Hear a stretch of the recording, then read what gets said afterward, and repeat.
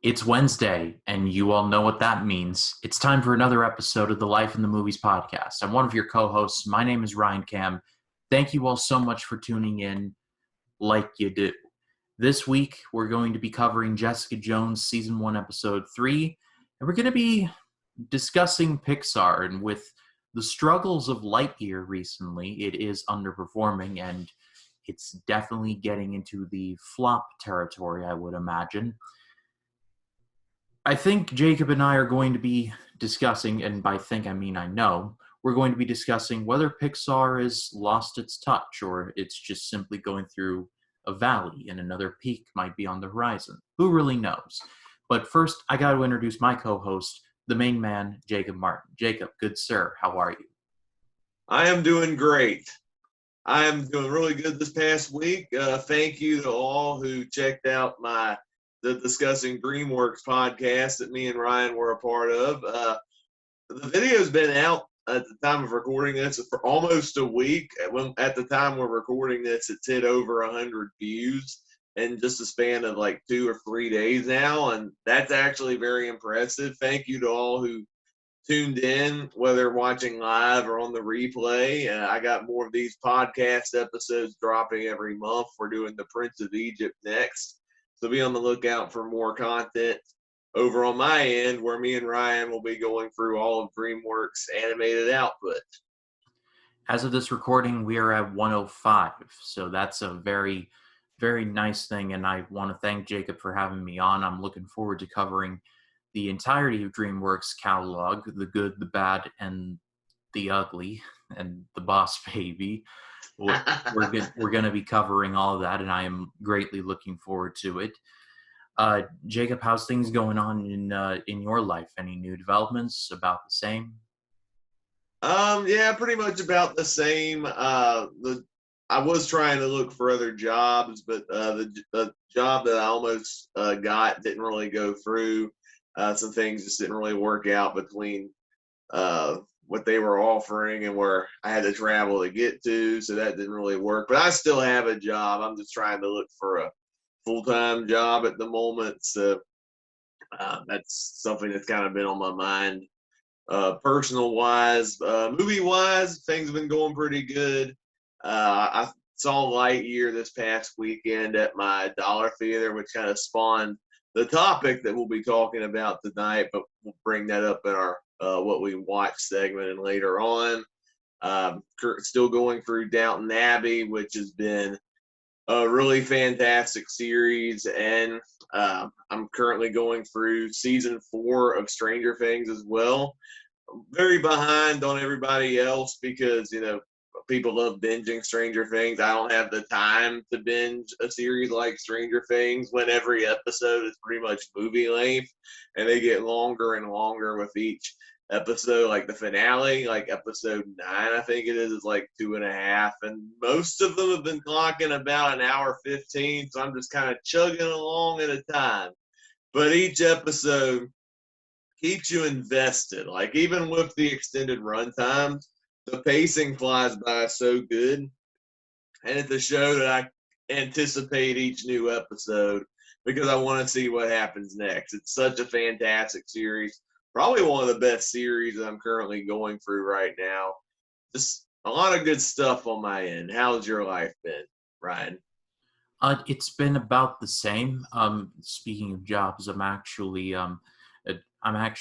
we're recording this on a Monday night, which means on Tuesday, tomorrow afternoon, I actually have a job interview, and I don't want to get out ahead of myself. I don't want to say like oh, it's gonna be a layup. But like no, it's a job interview. So it's going to be it's a job interview, but I am looking forward to it. It's at a place that I've wanted to work for a while, and this is not coming from a dissatisfaction of my current job, far from it, but sometimes I just feel like I guess a change of scenery is necessary, I suppose. And it's like I said, it's at a place where I've wanted to work for about a minute now, and I applied to it just kind of on a lark, and I didn't expect to hear anything back from it, and it's a win-win situation, because if I get the job, great. If I don't, I have my current job and I'm more than happy there.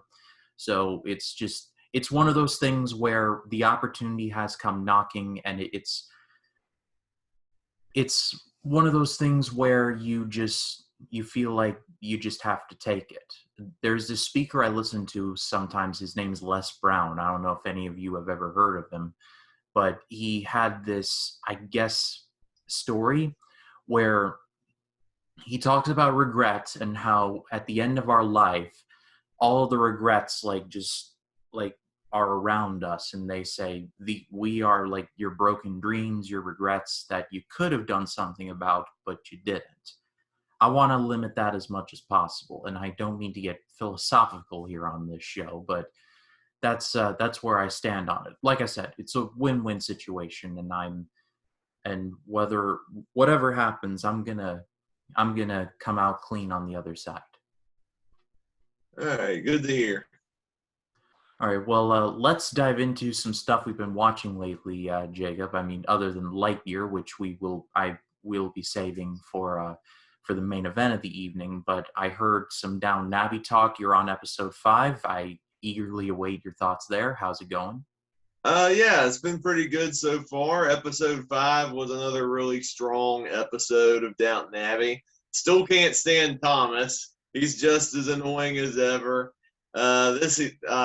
He purposefully steals a box trinket or whatever that the Duke has and tries to frame it on Bates because he really does not like Bates because Bates caught him stealing some wine. So there's this petty argument going on. Obviously, I'm rooting for Bates because he's such a likable character, and I'm glad to see that I forget that one character's name has a crush on him. What's that girl's name? Anna? Anna, thank you. She's teaming up with Bates to try to clear the wrong, so that was pretty cool. There's some other drama that's really fascinating. The stuff with the Countess and Isabel and their little feud over the flowers. Now, that was like the most entertaining thing that I've seen from Downton Abbey in quite a while. You know, when I first was starting to watch the show with my mom, I was kind of inclined to believe, oh, like the stuff with the Crawleys, it's going to be super boring, and the stuff with the servants is going to be the most interesting part. And I would argue it's definitely the servants are far more interesting than the Crawleys. However, especially by the series end, they both kind of equal out, because there's some episodes where the Crawleys are like, you better stay with them because everything's going south for them. But then there are other times where one of the servants is going through just one of the worst crises you could ever think of. There's a good balance there, and I won't spoil anything here because you just hit the tip of the iceberg, Jacob, and I don't want to ruin anything for you. Yeah, I'm actually enjoying the stuff with the Crawleys, especially with Matthew, played by Dan Stevens. There's starting to be like hints of a possible romance with him and Lady Mary, which I think is pretty fascinating considering she despised him when they first met because he got the keys of the throne when it should have been rightfully hers in her eyes. And so there was this friction between the two, but now they're starting to find some connection there, and it's really interesting to see. I'm really curious about where that's going in future episodes and seasons, depending on where they decide to take things, which I know is already out. But I'm watching this for the first time, pretending like I'm in 2010 when it first aired. So this is all new to me. It's such a fun series. Like each week, I'm surprised at how much I am invested in this show, and the writing is what makes it so good. The way they were able to take all these different characters from different aspects of society within the same Downton Abbey house, the manor, and make them all interesting where you can all see where they're coming from and still get invested in every single character has got to be greatly commended. Yeah, one character I have not touched on with you is Maggie Smith. What's your opinion of her? I love her. I love her too. She's one of my favorites. I love seeing her every week. on Downton Abbey, and this episode 5 is no exception because it's her versus Isabel. There's like this flower competition or whatever. The Countess has won like every year, but Isabel's challenging her on that. She's like, "Come on, you're like the one. You pretty much have it as an entitlement. Can't you just give it to somebody else?" She's like, "No, I like the flowers. I feel like I deserve to win." And I Yeah, like the humility that she does get at the end, where she does give it up. Spoiler alert, but just seeing those two characters go on and off is just so funny to me. yeah. Isabel Crawley and the Dowager Countess have a Cold War that lasts throughout the whole show, and it doesn't end here. The two consistently butt heads on pretty much everything, but they somehow manage to make it work at the end of the day. And I remember watching this for the first time, and the whole flower thing. I'm like, you've won it every year. It's pretty much like Bill Elliott winning the most popular driver of the year award in NASCAR for like 11 years in a row. Eventually, he just said, just please take my name off the ballot and let someone else win it this time. I'm pretty popular. I get it. But anyway, it's good to see that you're still digging down Navi. Believe me, it's gonna ramp up from there. Season 1 is just like lighting the fuse, and it's just powder keg after powder keg for the rest of the show. But what else have you been watching? Another movie that I checked out recently on my Ivan Reitman series. I finally watched Dave from 1993. This stars Kevin Kline. If you haven't seen the movie, he plays two characters. He's the president of the United States, and he also plays a character named Dave, who bears a striking resemblance to the president of the United States.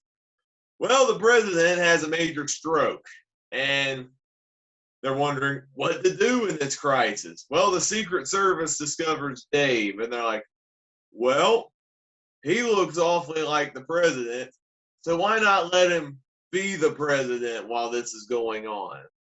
And it sounds unrealistic on paper with the vice president, but there's like a scheme going on to try to discredit the vice president. It all makes sense once the story unfolds. And it gets to the point where Dave, while pretending to be the president, not only is really, really good pretending to be the president, but he ends up doing a better job than the person currently in office. And this, like I said, is directed by Ivan Reitman. The film was written by Gary Ross, who later went on to have a pretty successful directing career as well, who did films like Seabiscuit and The Hunger Games, just to name a few. Really good supporting cast along the way as well. Kevin Kline's really good in this movie. Sigourney Weaver is the first lady. You got Frank Langella as a corrupt member of the president's cabinet who's really wants the job of the president and will stop at nothing to discredit Dave and the vice president. The vice president's played by Ben Kingsley, and a pretty interesting little fake American accent he has there. I think he was building up to the Mandarin, I guess, but we'll save that for another video. You got Kevin Dunn also in this movie, which I know best as Shia LaBeouf's annoying dad in Transformers. He's given better direction in this movie and is really, really good. Someone called the city. We got a blown transformer. Do you get it? Because transformers are in the dude's lawn. But anyway, I'm sorry to cut you off. I can't think of Kevin Dunn without thinking of that line. I'm sorry. Yeah. You're good. And Charles Grodin has a pretty fun, memorable supporting part in the movie as well. Pretty good supporting cast. I really enjoyed this story. Maybe not the funniest thing I've seen, but I liked how smart the satire was. It treats the characters and the audience watching it with respect. I feel like the movie doesn't like dumb down its morals or agendas. It tells an entertaining story, and it has really good life lessons along the way. Reminds me a little bit of Mr. Smith Goes to Washington from Frank Capra. They both are pretty good little companion pieces with similar plots. I think Mr. Smith is a more powerful film because it's a lot more serious, whereas this one's mostly played for laughs. But it's still very enjoyable. I was going to give the film a 4 out of 5 when I first saw it because I didn't find it like laugh out loud funny, but I was still enjoying it.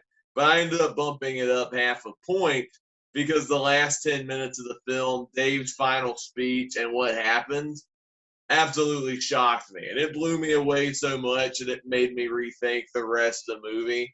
And I respect it and appreciate it even more. So, Dave is an awesome movie, one of the director's best films. And if you haven't seen it, it's a good little hidden gem.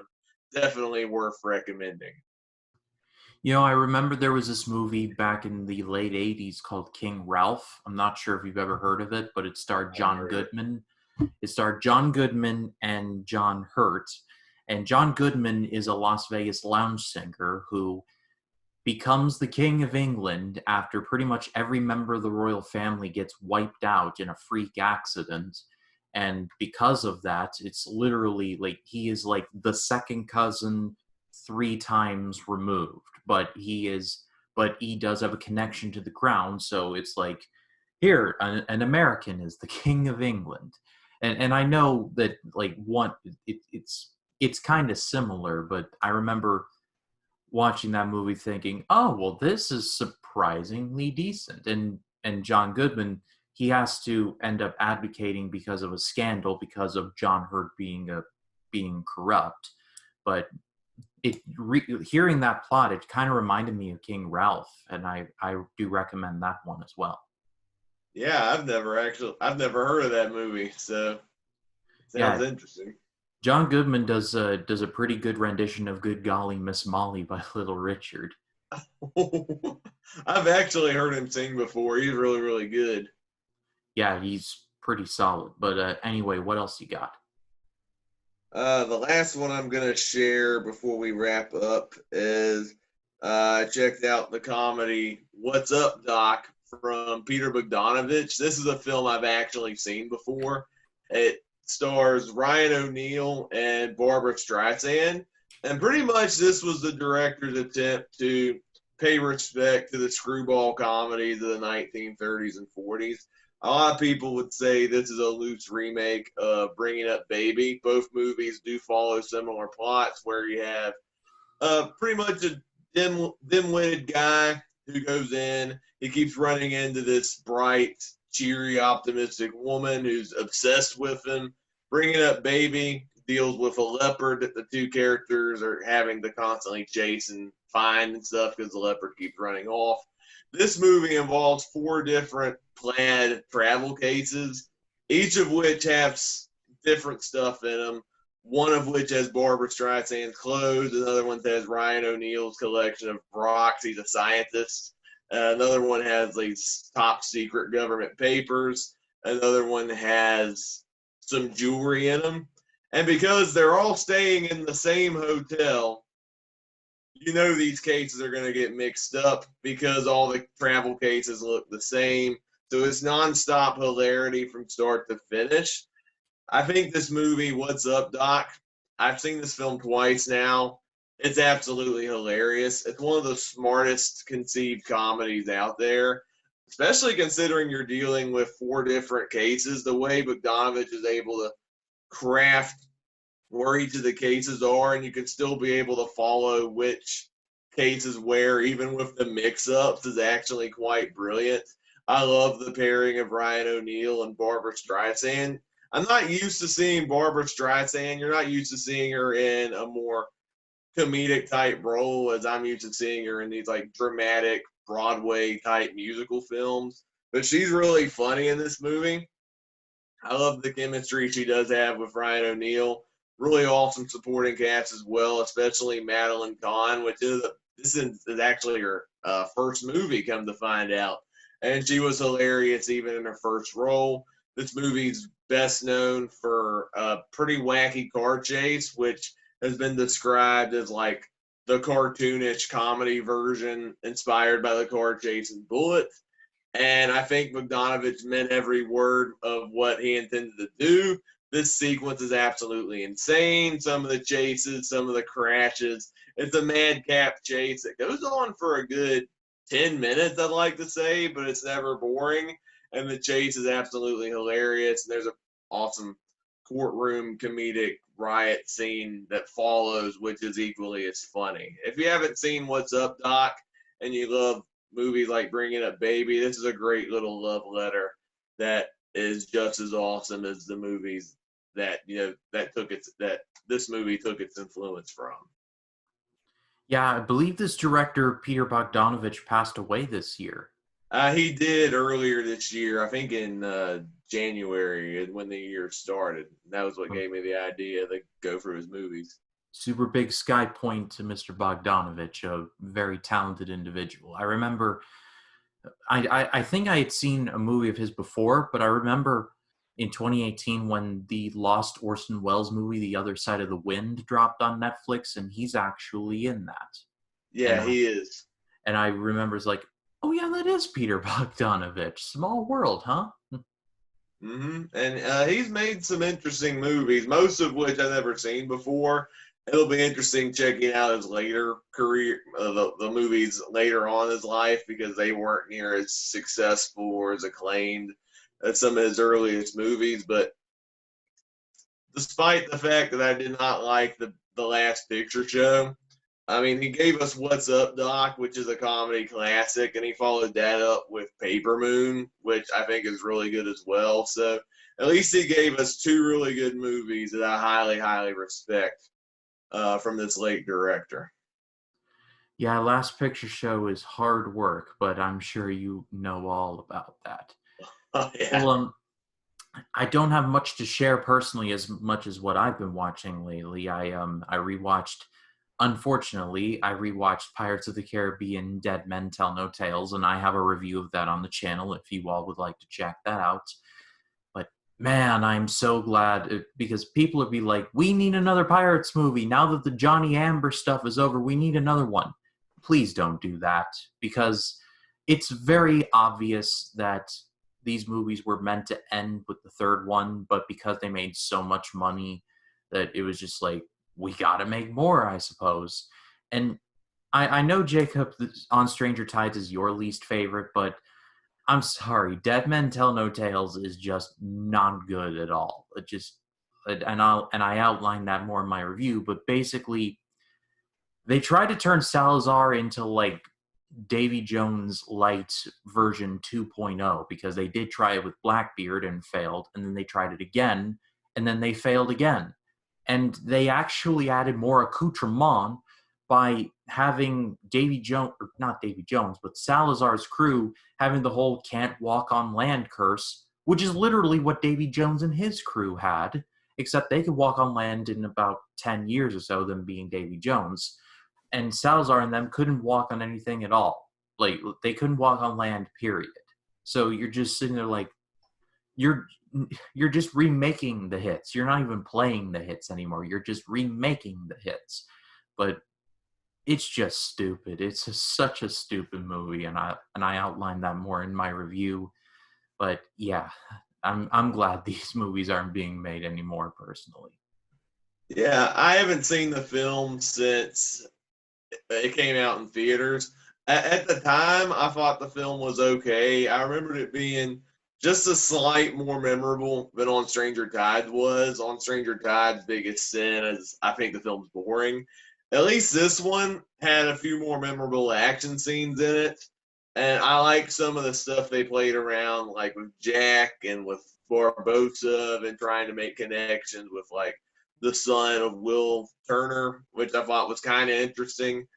I do kind of agree on the villain. As much as I like Javier Bardem, Salazar was such an uninteresting character. There was just different aspects in the story that just didn't make sense to me, and they kind of contradicted other Pirates films, especially with Jack's compass. Like, they set up in the film that if Jack Sparrow lets go of his compass in this movie, Salazar and them will get out of the place they were trapped in and they can roam free.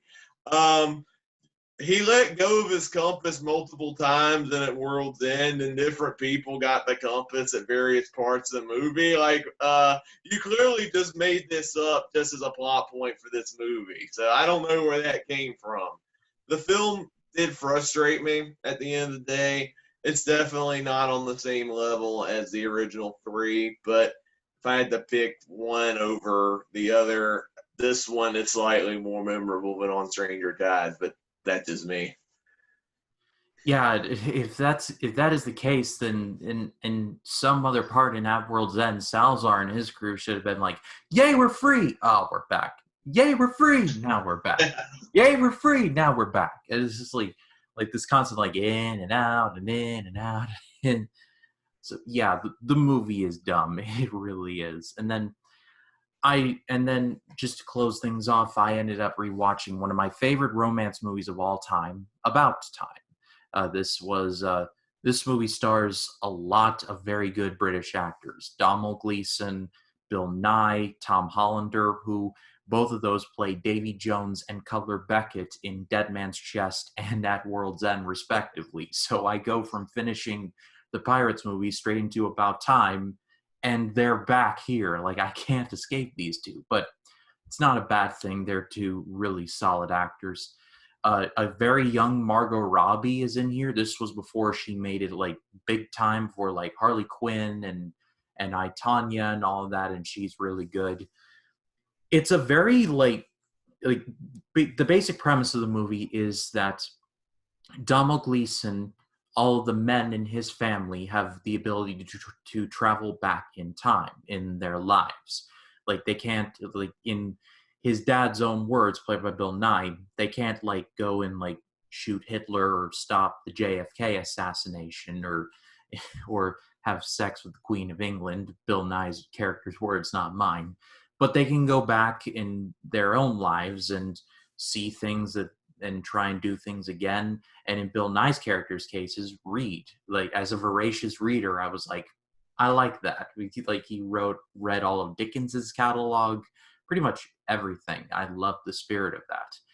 And Donald Gleason's character uses it to eventually get a girlfriend and a wife, played by Rachel McAdams. And it's a very sweet movie. It really is. It's got it for a movie about time travel. It makes you really grateful for the time that you have and how precious it is, and to try and make the best of it with what you can. And I don't know if I spoiled anything, but in case you all haven't seen it, see it. Like, it is fantastic. The movie's actually celebrating its 10-year anniversary this year because it came out in 2012 and it's 2020. Or no, wait. It's either 2012 or 2013. It's just about 10 years old. But the movie is fantastic. Yeah, I have actually seen About Time before. I actually watched it in 2020. I had participated in a 24-hour movie marathon. I watched like 10, 11 movies in the span of 24 hours. I stayed up a whole day's worth to binge watch a bunch of movies for a project I was doing on the early days of my channel. And About Time was one of the movies I watched on that. I think it was like the second movie I watched, so it was early on in the day. I was dreading the film because rom-coms aren't normally my go-to, but the time travel aspect intrigued me, and I was pleasantly surprised by it. I thought the film did a great job of doing a time travel story, but also telling a very relatable and human story with excellent actors, and it had a lot of heart in it while also being entertaining at the same time.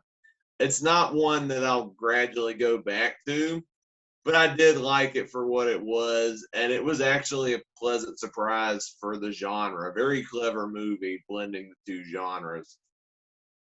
Yeah, like I said, very sweet movie, very heartwarming. It's a very sad ending. I won't say any more than that, and some dark implications, especially with Domhnall Gleeson's family and his sister and Uncle Desmond. I love me some Uncle Desmond. I love that character so much. But I highly recommend it to everyone out there watching. If you have not seen it, do yourself a favor and go and watch it. Well, Jacob, let's dive into Jessica Jones. Jessica Jones, season 1, episode 3. And It's not letting up. It really isn't. So, Jacob, you go first. uh, that's what you say, that it's not letting up. I got pretty much fooled in like the first opening scene of the episode, because you see Jessica Jones and Luke Cage in a room together. At first, I thought they were testing their strengths. No, they were just having a makeout session. They just Nope, they're continually go back for constant sexual activities. I'm like, yep. oh, that's what they're doing. Really, they're trying to really hammer in that this is a DBNA show. Very mature audience. Viewer discretion is advised. Yeah, absolutely. It starts with the powers and then it goes to the bedroom. That Pretty much. love. But anyway, having not seen Luke Cage yet, what do you think of Mike Coulter in this role so far? Well, we haven't seen him do much except in the previous episode where he got that saw to his chest and he felt no pain. We haven't seen much of his power set just yet, but I do like the character so far. I do like his chemistry with Kristen Ritter as Jessica Jones. I'm curious to see where the series is going to take his character and where that segues into his own show. It's really interesting seeing a different, I guess, superpowered character in this little pocket universe. Yeah, and it's going to be interesting since now all of the Netflix stuff is under Disney, meaning that this is all kosher now in the MCU. I was watching this, specifically this episode, and I was thinking, I have no idea how they're going to incorporate this into mainline MCU. I mean, I have no idea. if anyone can Because find a way, if anyone can Jessica's find a, such a. Wait, what'd you say? I was going to say, if anyone can find a way, it would be Kevin Feige, but go ahead and finish your thought. Yeah, yeah, I agree with that. It'll be hard because what we've seen so far. Jessica drinks a lot. She constantly goes to Luke Cage for makeout sessions, and she's clearly unhappy, and she's been physically abused by an evil man like Kilgrave, and she's haunted by the PTSD of that. How are you going to fit Jessica Jones into other MCU properties that have a more wider appeal? I'm really intrigued by that. I'm a little concerned by that because you don't want them to dumb down her character by any means. However, if the MCU can get Deadpool down now that they got the rights to Deadpool in the upcoming third film, which supposedly is still going to be rated R, if they can get Deadpool down well, I think they can do the same with Jessica Jones.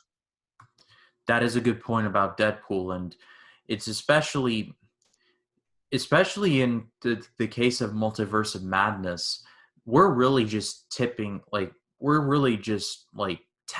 the potential. They can go in so many different directions. It's not even funny. But let's talk about Kilgrave because man, this dude is obsessed. Oh yeah. Oh man, it's really cool seeing his face finally at the end of the episode. And you just see that he is one scary presence. Like when he messes with you, there's no hope because he'll manipulate people that do terrible things. He even he brainwashes one of the police officers to attack Jessica's friend. And he was so close to killing her too. And then when he failed at that, he was controlled to jump off a balcony. And Jessica's really trying to save him, but he's not letting up. And then Jessica sees Kilgrave at the end, like, oh, it's about to go down. Yeah, for the show has done a good job of showing thus far, showing not telling, showing that Kilgrave and Jessica Jones they're kind of like this. They're just bonded. Yeah. They're like the yins and yangs of each other, and they're eventually going to have a clash, and it's going to be interesting to see how it all plays out because this showrunner, they did a great job with Kilgrave. Like, shout out to David Tennant also because he was one of the doctors in Doctor Who. He's been in a lot of other things, but he was one of the doctors. That's what I know him from. Wasn't he also Barty Crouch Jr. and Goblet of Fire? I actually am not sure. Let me go to I think so, because I was looking at his face. I'm like, I think that's Barty Jr. But David David Tennant. Tennant.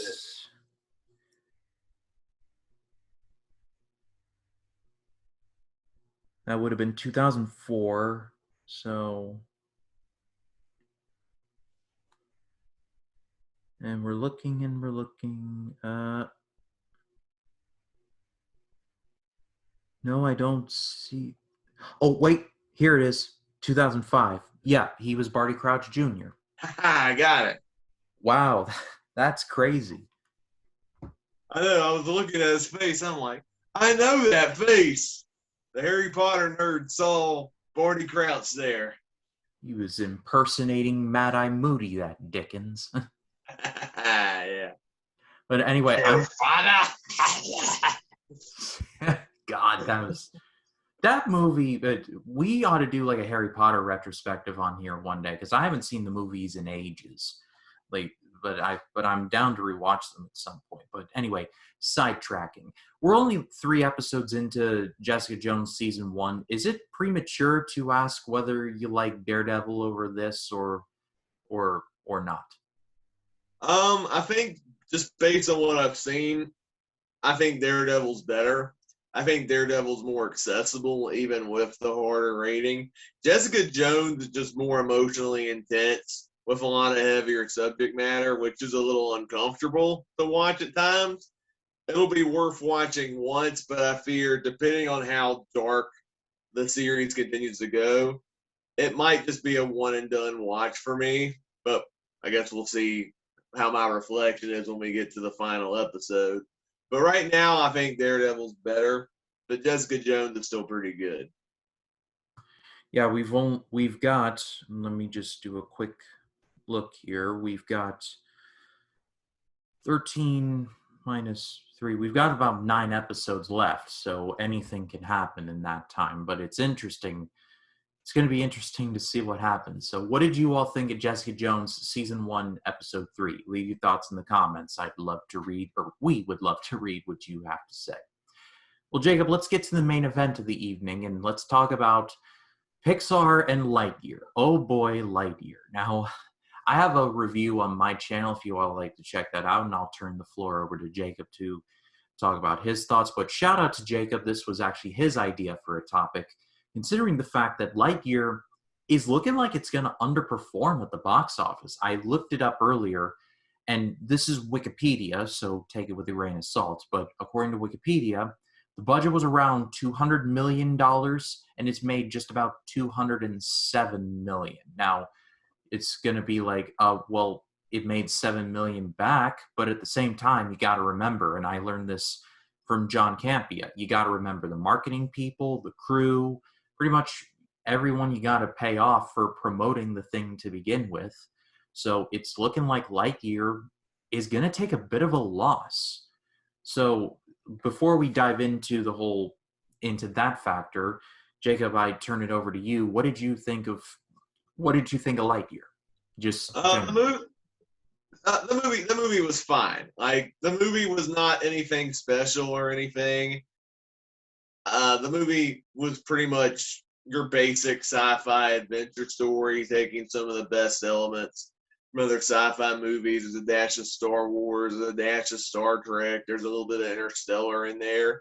Nothing horrible in the movie per se. I just think this is one that's geared for a younger audience. And if I was like 8 or 10 years old watching this for the first time, I'd love it a lot more than 26-year-old me watching the film who's seen better and memorable and more effective sci-fi movies. But it's still an enjoyable effort. I thought the film was well animated. As much as I missed Tim Allen as Buzz Lightyear, and I still think he should have been Buzz Lightyear in this movie, Chris Evans was fine. He fit the character pretty good, even if his role, the way he presented the character, did come off a bit as Captain America at times, but he was still fine. Some of the supporting. You mean Chris Evans? Hey, who'd I say? Chris Pine.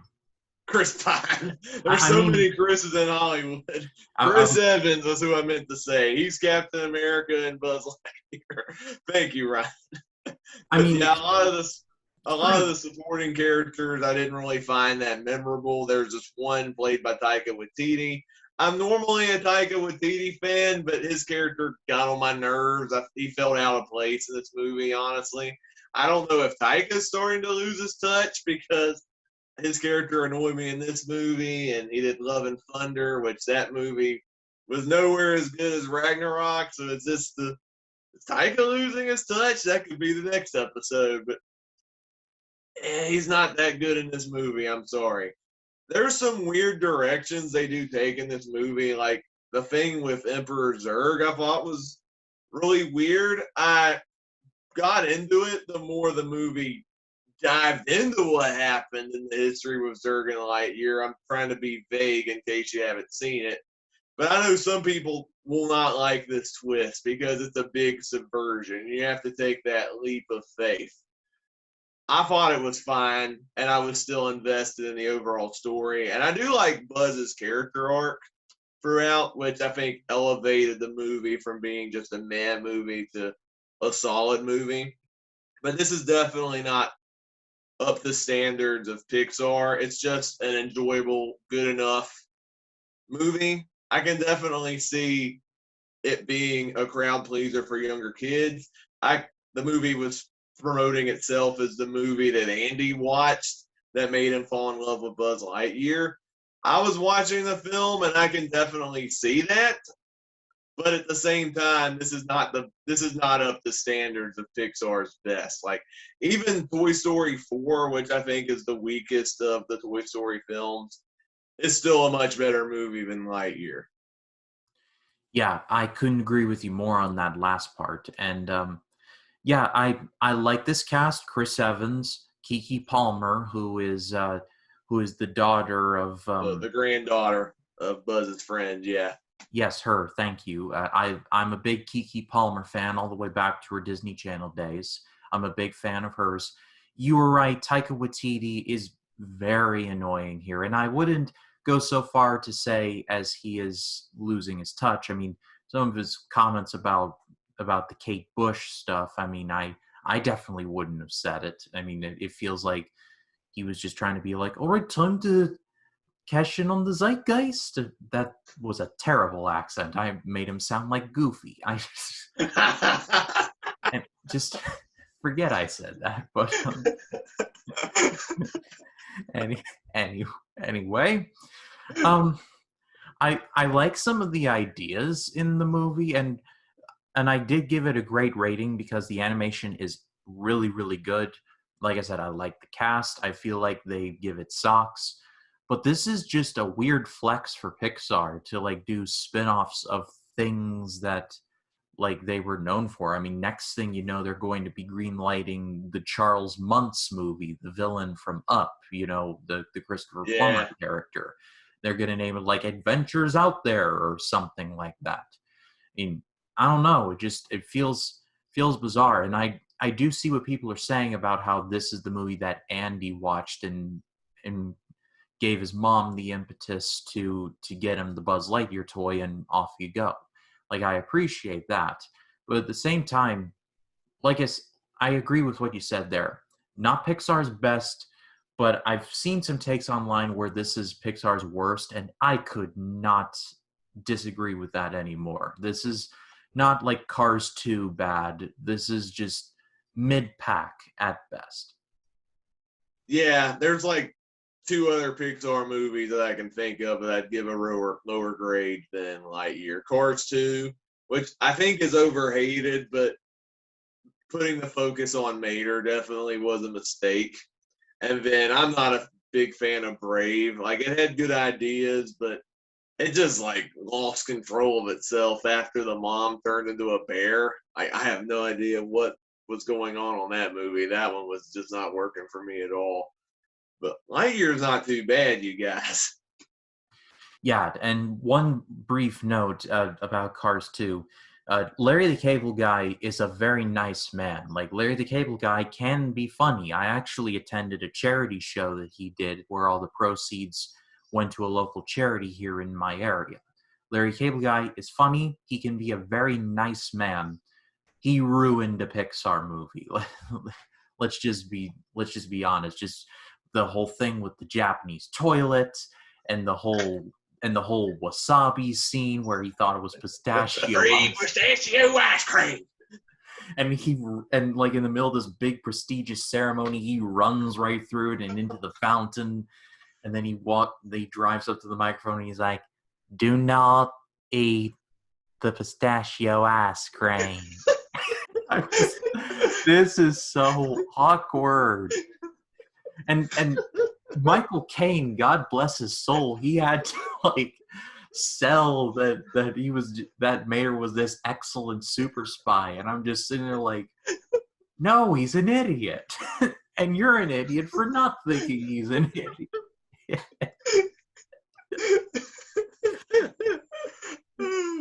So now you have done an idiotception, Michael Caine Carr. Good for you.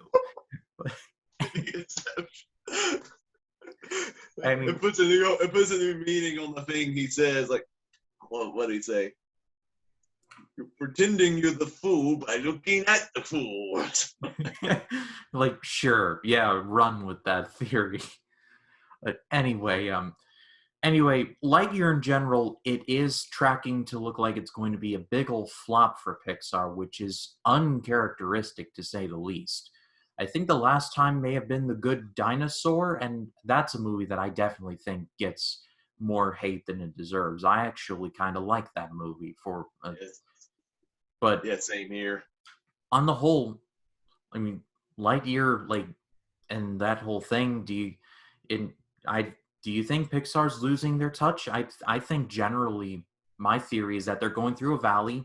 They've been through peaks and they've been through valleys. I think a peak is coming. I just think now they're in a valley. Yeah, I would agree on that. They've definitely had a rough couple of years starting in 2020 because COVID happened, and they had a bunch of movies ready to go to theaters, but they got dumped on Disney Plus. I mean, Onward came out like a week before COVID, and theaters shut down like after the movie came out, so it lost a lot of money, and it got dumped on Disney Plus. And then you got Soul, Luca, Turning Red, that whole situation, and people upset that it was supposed to go to theaters, but they got dumped on Disney Plus for no random reason. And there's some like internal stuff going on between Disney and Pixar, I guess, especially with their new CEO. And I think you're starting to see some of that friction between the CEO and the Pixar staff. It'll be interesting seeing what's going to come out of this, because I think the movies that we've gotten since 2020 have all been enjoyable movies, some of which I dare say are underrated, like Onward, and Soul was one of my favorite films that came out in 2020. I thought that was fantastic.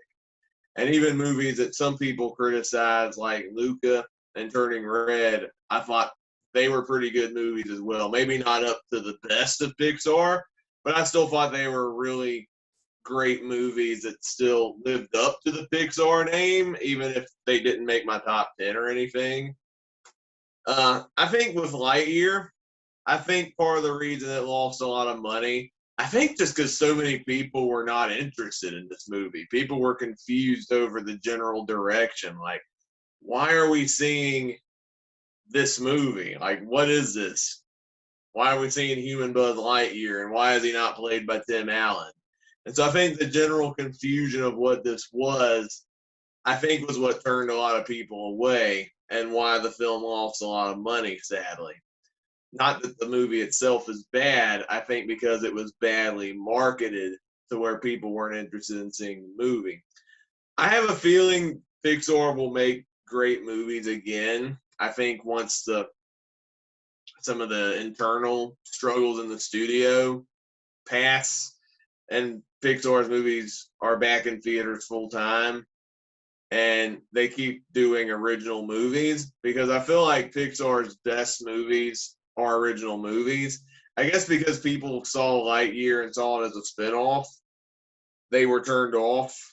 I think Pixar is at their best when they do original movies, and the sequels are generally good only if the sequels live up to the original, like the Toy Story sequels. So I'm thinking if they keep doing original movies and do an occasional sequel, I think they'll be back on track. I like it when Pixar experiments and they make movies that people fall in love with. They make the money they need, they get the acclaim they need, get possible Oscar buzz. I know they're Oscar darlings. So I think Pixar will make an eventual comeback. I get annoyed when people say Pixar's lost their touch because a movie like Lightyear wasn't as good as the best of Pixar. You know, every studio is going to have a hiccup every once in a while, and Lightyear is one of those hiccups. Yeah, that's true. And looking up on Wikipedia, their next movie is a movie called Elemental. It's set to release June 16th of 2023. So that's going to be up next. We're going to wait a full year for their next movie, which seems a bit weird, but there you go. And then they've got one scheduled, then they've got a double bill for 2024, which is TBA. So they definitely are working on stuff. And like you said, I have a feeling that, like I said, this is definitely a valley, but they're gonna hit a peak once again, like because that's what Pixar always does. They're like a super ball. No matter how hard you throw it against the wall, it always bounces right on back. And one more note before we conclude. I remember reading, I think it was reading an article, I can't remember where, but it was an article where Tom Hanks was like, where's Tim Allen? Like, what are you guys doing? Now, I could be totally wrong, but I remember reading something like that where Tom Hanks was just sitting there like, why isn't Tim Allen anywhere near this?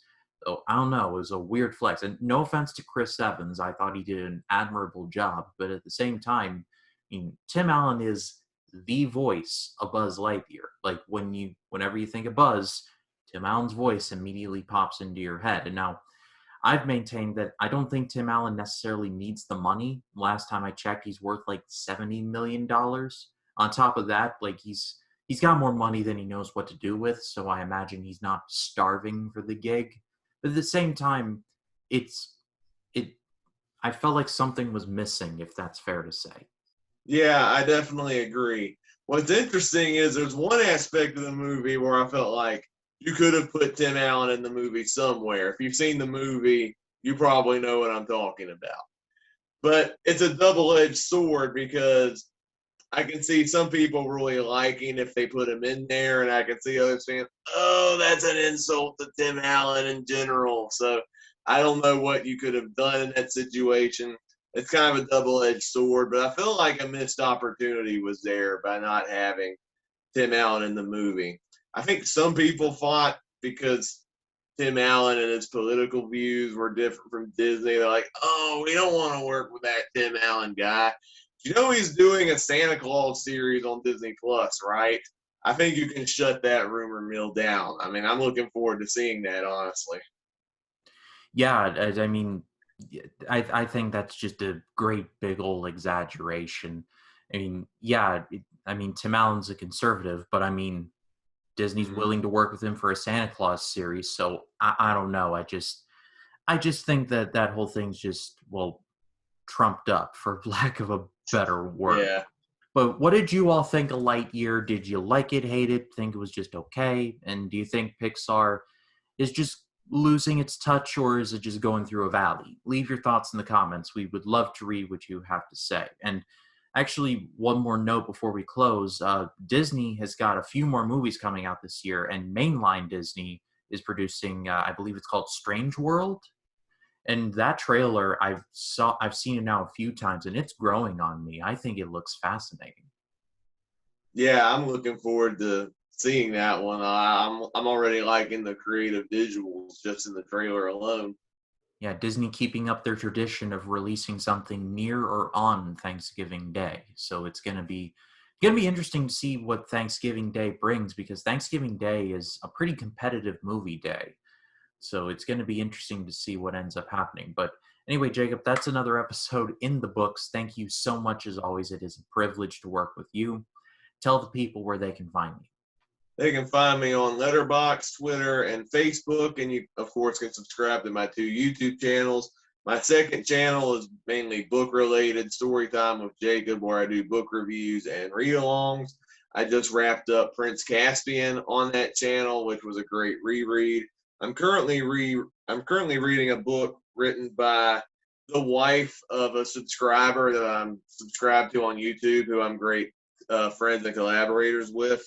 This book called They Came in the Middle of the Day, which apparently is the first in a trilogy of books that this author has written, and I'm excited to dive into that. I actually just started the book at the time of recording, and it's really interesting so far. And then on my main channel is where I do the movie reviews, TV reviews, and all that fun stuff. Some videos that have recently dropped on my channel. I did a review of What's Up, Doc for Peter Bogdanovich. I have my reviews of Dave coming to the channel this week, along with my episode 5 review of Downton Abbey.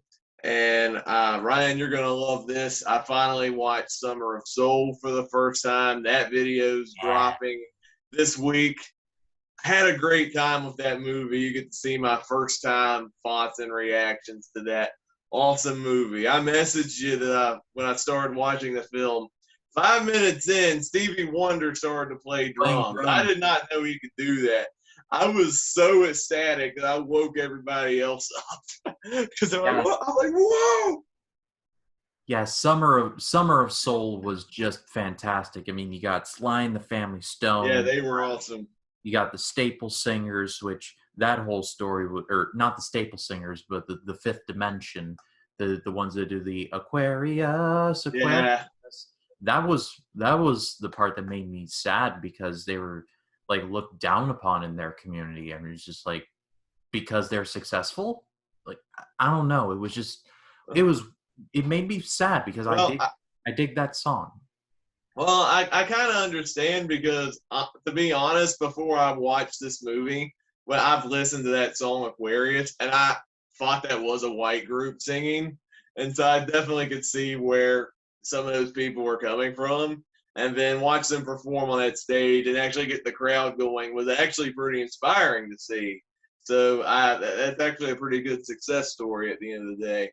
I also loved when they had Mavis Staples and Mahalia Jackson do that tribute to Martin Luther King. They sung that hymn, Precious Lord, Take My Hand. That was amazing, seeing those two like kind of sing off and sharing the same microphone.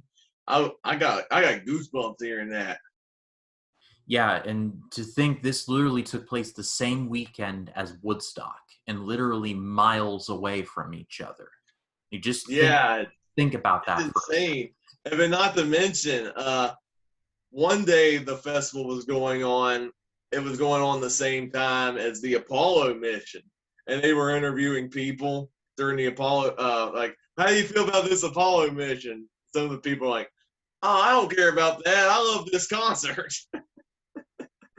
Yeah, I mean, people know their priorities. What can I say?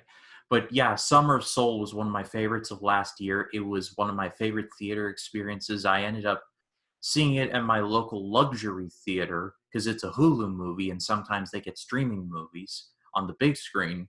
I saw it literally on July 4th, on Independence Day that year. And I was just walking out of there I was like walking on air. That movie was fantastic. Just B.B. King and just Mavis Staples and Nina Simone and Mahalia Jackson. My God, the voice on her. Like, she is just a talent. She really was.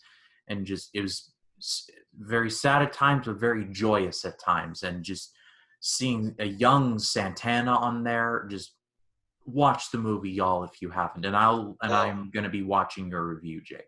It is so good. Like, if I had seen this film last year, it would have made my top 10. It is that good. Anyway, what else you got? That's about it. Wrapping up. Sorry about that weird flex, but I love Summer of Soul, you guys. No, I totally get it. That movie is worthy of sidetracks to say how awesome it is.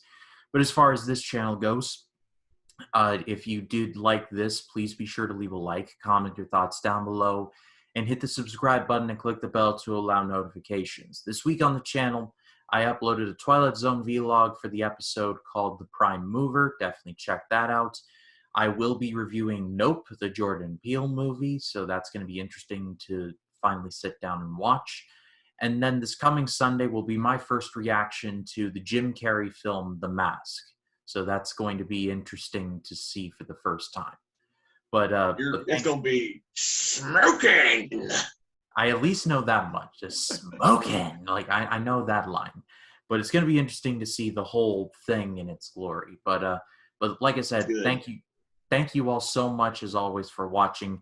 That's Jacob Martin. My name is Ryan Cam. We will see you in the next one. You do take care now.